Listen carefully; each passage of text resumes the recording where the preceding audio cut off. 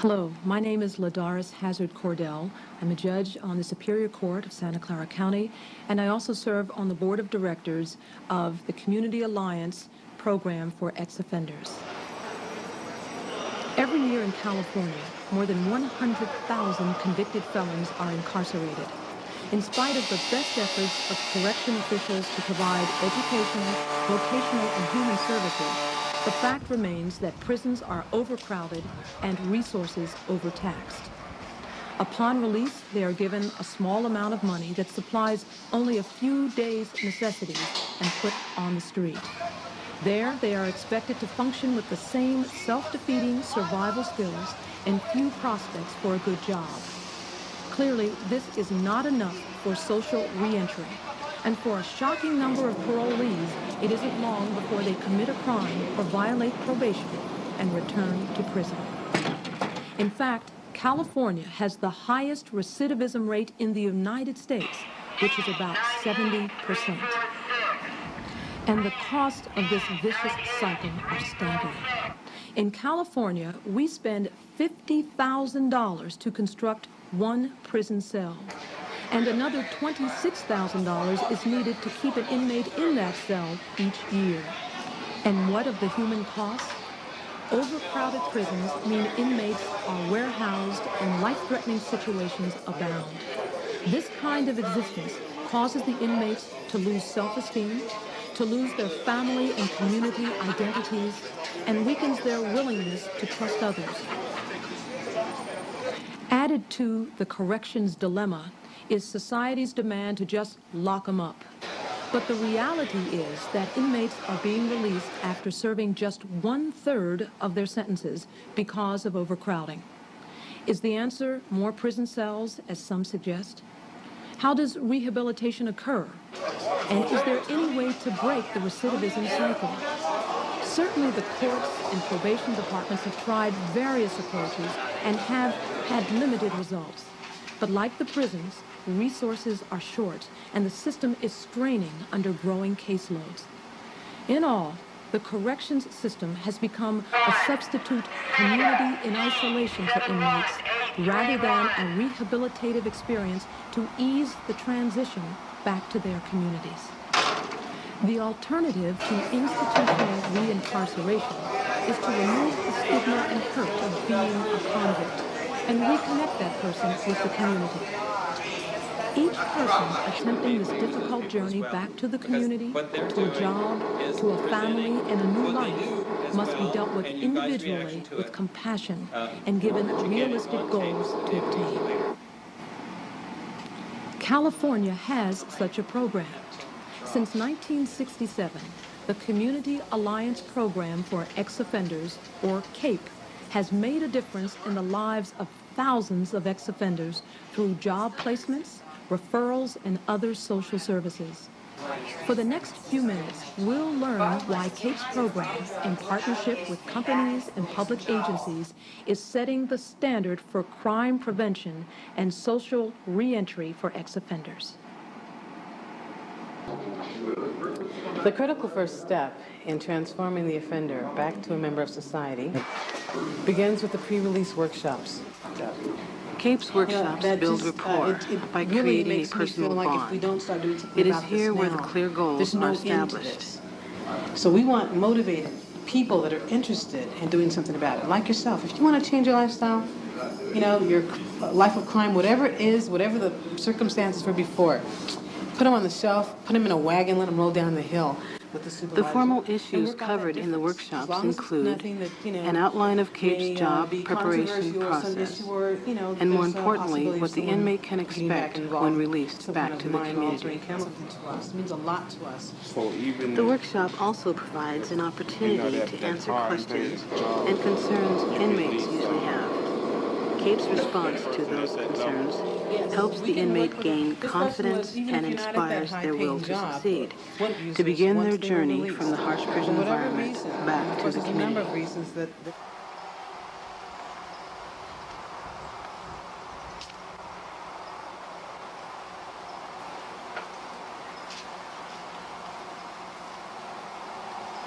When the inmate is released, When that door closes behind him or her, the CAPE challenge of a lifetime begins. Be job ready in 30 days and never return to jail.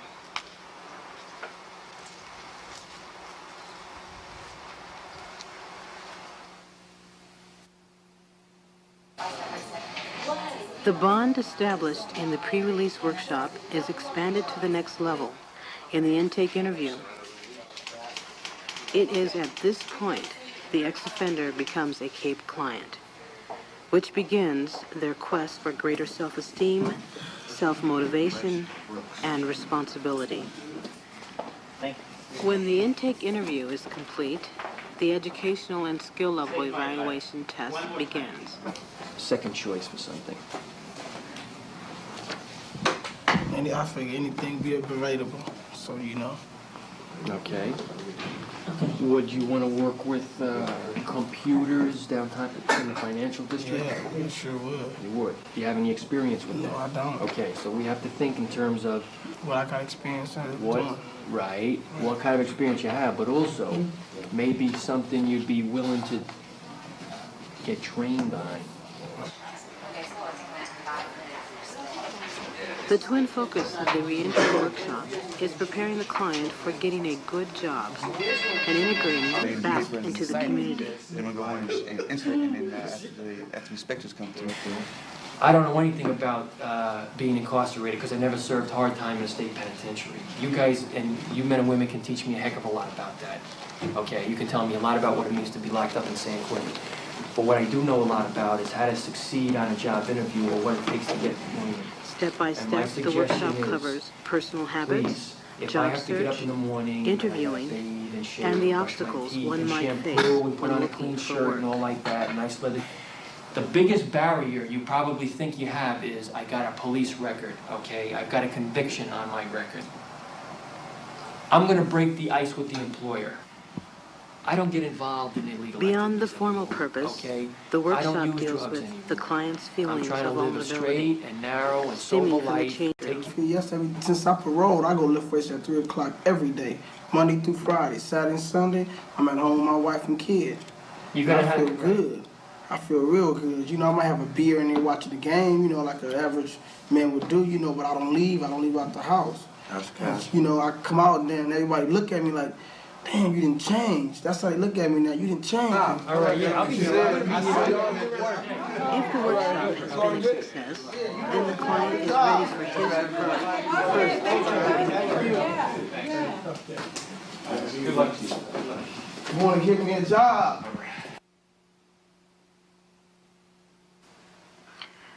Job search is one of the most challenging parts of the CAPE program. Statistics show that if an ex-offender does not get a job within 22 days, he or she may in fact recidivate back to Fully prison. capable of doing this. I believe you This got all is the one talents to reason work why in the wood shop. employer participation is so I think it's going very to work out essential. fine. I'd appreciate it if you call me after the interview in case they don't CAPE does understand more anything than about the prepare clients program for or they're jobs. unsure We about also the provide laws support involved. services, Glad to meet you, such Ryan. as I'm Steve Paul. I transportation, run this clothing training for program. interviews, and childcare when needed. What is Then, when train all of people? these We have our essentials objective, are met, rules we that everybody concentrate has to on follow. matching We the treat right everybody the same. client These with the are right people, employer. ex-offenders. All right, then. Thank you for letting me know what's happening with the program. All right, Ronnie, you want to start on Monday then? Yeah, I'll be ready. Okay. Yeah, that sounds good. 8 o'clock sharp. Okay, I'll be there. We'll see you then. Once the client gains employment, CAPE counselors maintain close contact with both employer and client. As the client heads towards success, a monitoring period of up to 1 year duration begins. Running all in one direction. Job retention counseling and follow-up continues.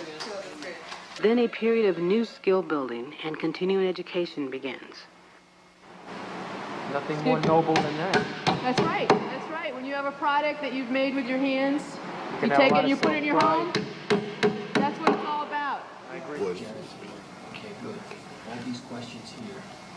After a year with CAPE, most clients are self-sufficient members of society.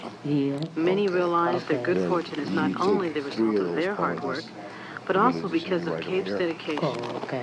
And it's not unusual for clients to return to CAPE as peer counselors, workshop assistants, and positive role models. Well, for having 10, I was locked up for 4.5 years. I'm only 22 now. So I was locked up during my 10 years. Yeah, okay, between us. CAPE is fortunate to have succeeded in helping clients build new lives. But there are many challenges ahead. Perhaps the most critical is youth at risk, those first-time offenders who return to gang and drug-active neighborhoods. Beginning this year, CAPE will provide outreach and job placement to teens in hard-hit Bayview Hunters Point in San Francisco. We'll A key have feature of this pilot workshops program will that be they will be ex-offenders like a working week directly long, with youth at risk. from 9 to 1 every day. You know, be it, we might see you every day out the month, you know, depending on how long it takes you to get a job, you know. What we're talking about, you know, we're not just talking about, you know, getting you a job and everything. We're talking about a friendship.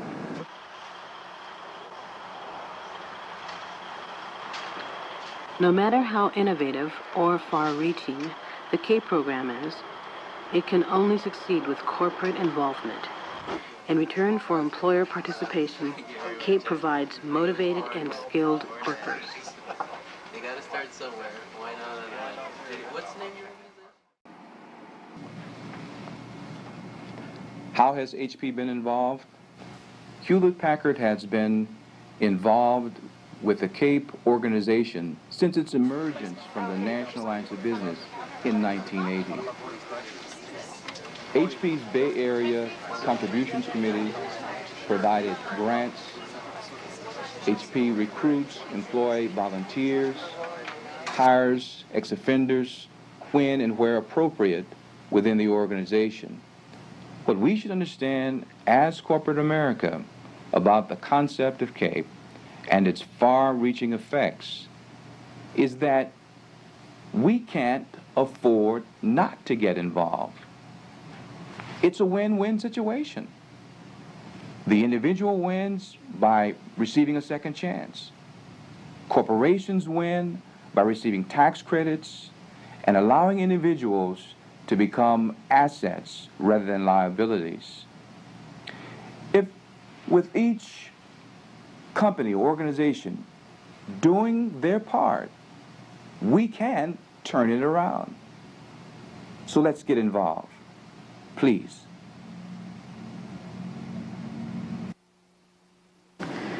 As you have seen, the CAPE program can take someone that has made a mistake and guide them back to being a productive citizen in a very short while. Every ex-offender that stays out of jail and maintains a productive role in the community starts the healing process for us all.